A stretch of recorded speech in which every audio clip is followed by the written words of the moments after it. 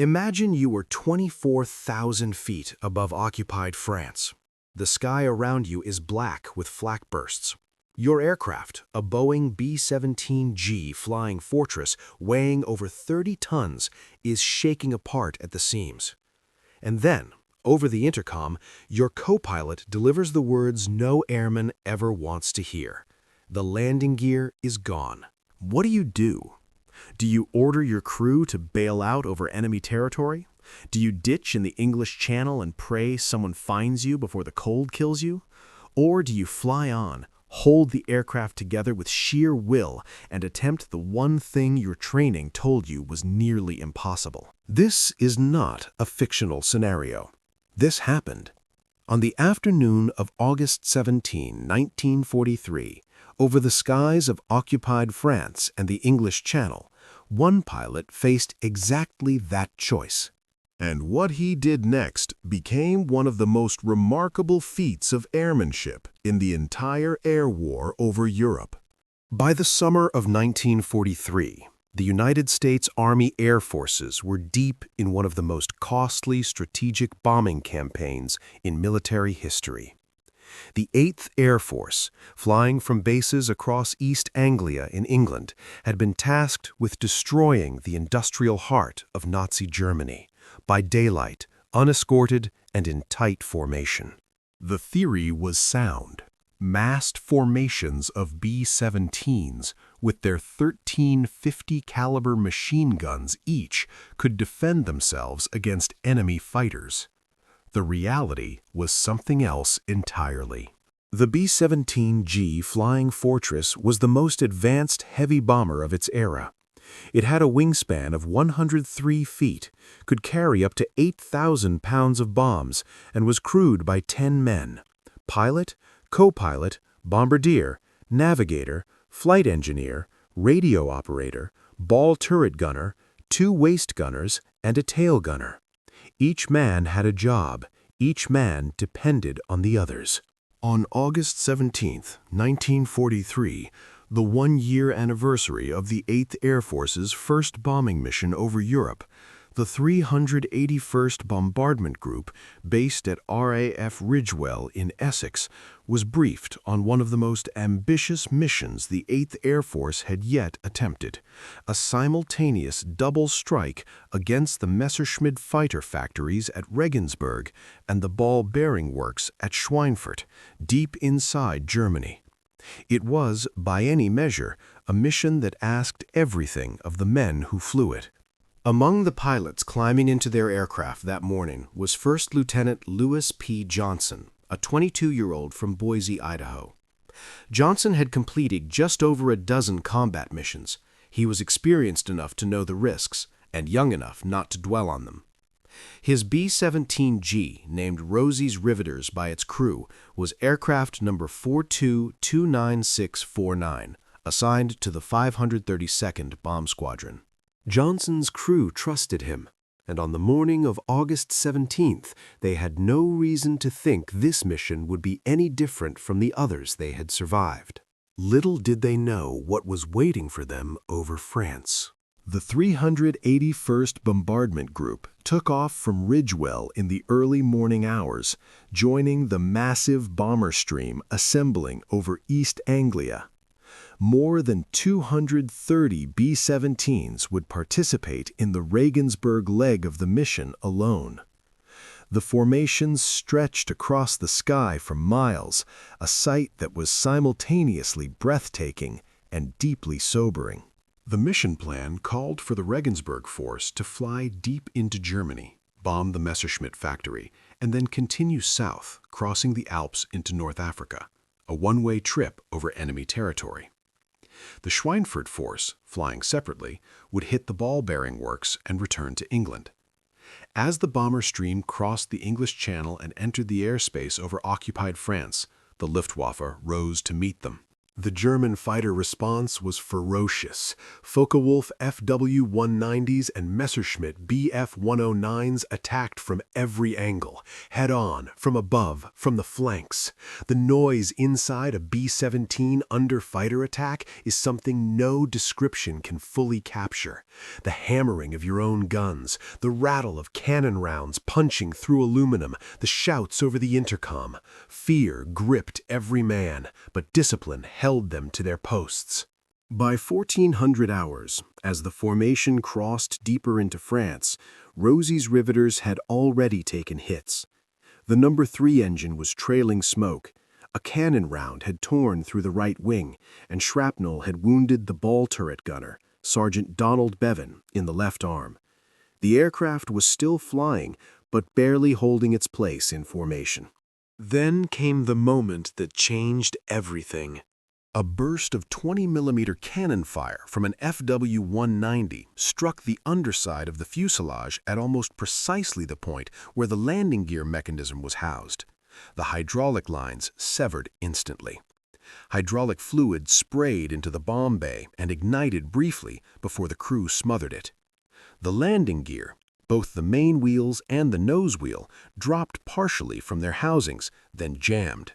They were neither retracted nor properly extended. They were useless. Johnson's flight engineer, Technical Sergeant Harold Morse, scrambled down from the top turret and inspected the damage. His report back to Johnson over the intercom was brief, calm, and devastating. The landing gear was gone. The hydraulic system was destroyed. Manual extension was impossible with the mechanism jammed as it was. They were over France. England was 200 miles away, and they had no wheels. Johnson had seconds to decide. The standard procedure was clear. If the aircraft was too damaged to land safely, the crew bailed out. Over occupied France, that meant capture, and for most of them, a German prisoner of war camp for the rest of the war. The wounded Sergeant Bevan might not survive the jump. Johnson keyed the intercom. His voice was steady. "Nobody jumps," he said. "We're going home." The decision was made. The aircraft would fly on. Flying a B-17 with battle damage is one thing. Flying one knowing you cannot land it normally is something else. Every mile back toward England was a mile closer to a decision Johnson was not yet sure he could execute. He ordered his navigator, Second Lieutenant Raymond Cole, to plot the most direct course back to Ridgewell. He ordered the bombardier to jettison the remaining bombs. He ordered every man not on a gun to move to the rear of the aircraft and prepare for a belly landing. A crash landing, in plain terms, in which the aircraft would be set down on its fuselage with no wheels, sliding across the runway at over 100 miles per hour. Belly landings were survivable. They had been done before, but they required everything to go right. The aircraft had to be structurally sound enough to survive the impact, the runway had to be long enough, and the pilot had to hold the aircraft level at the exact moment of touchdown. Rosie's Riveters was not structurally sound.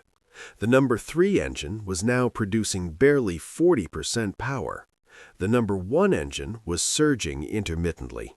There was a hole in the right wing you could put your fist through, and the control surfaces were sluggish.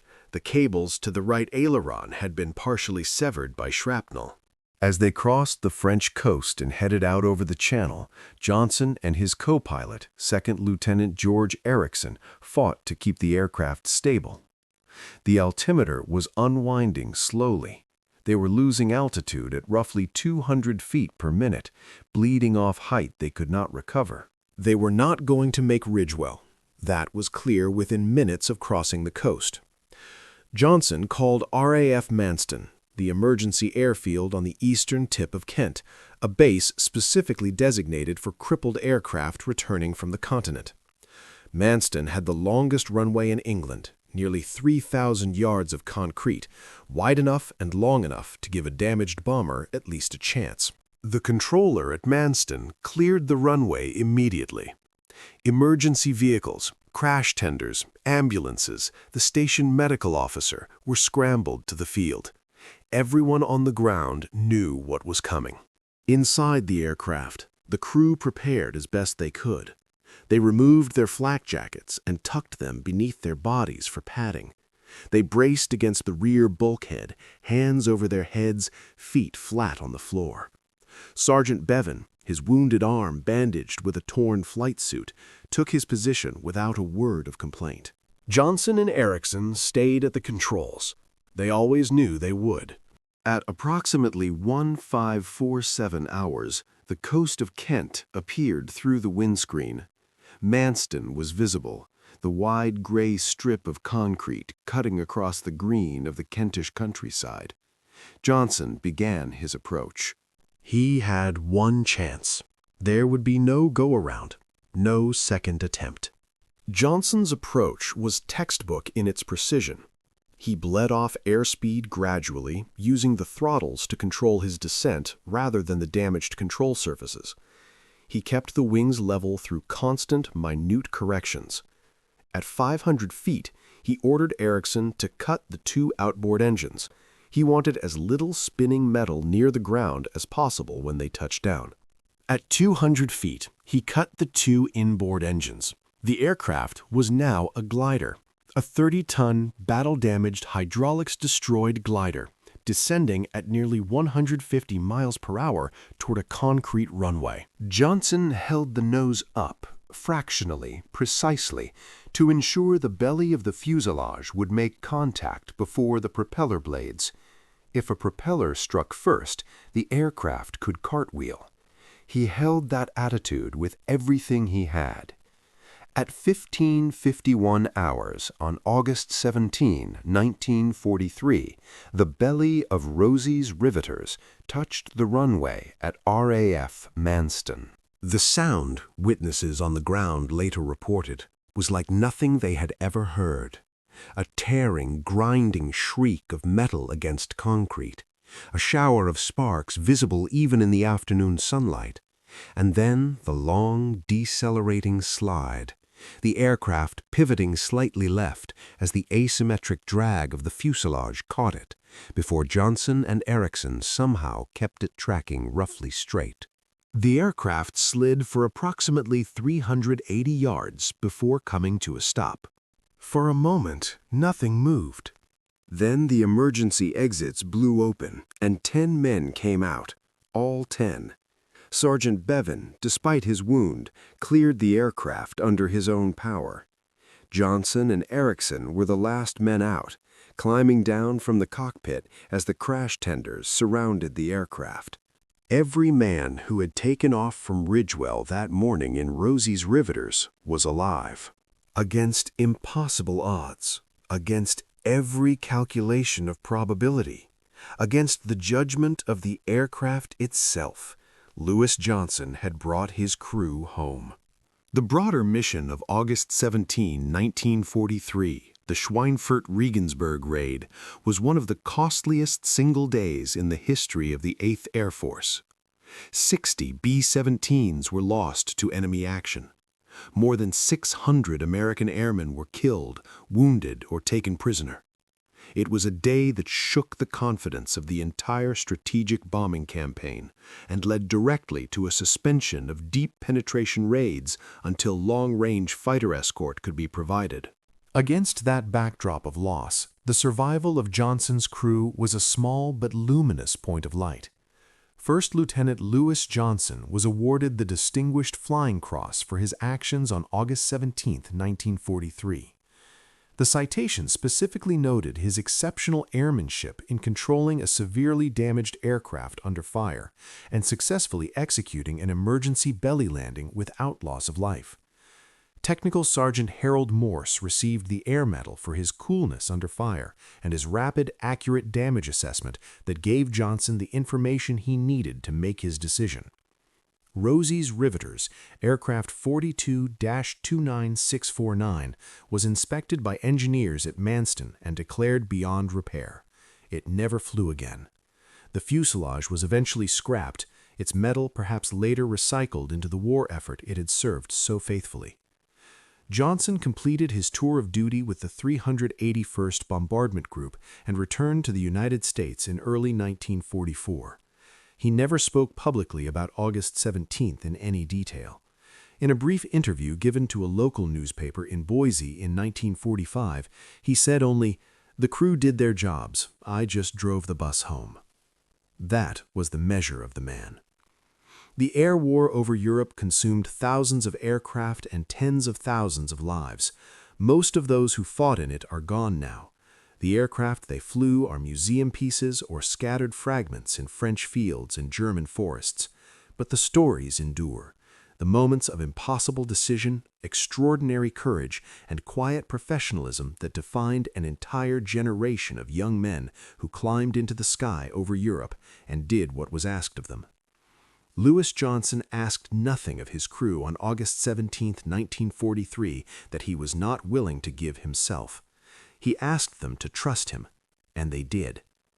This was just one of countless untold stories from the Second World War.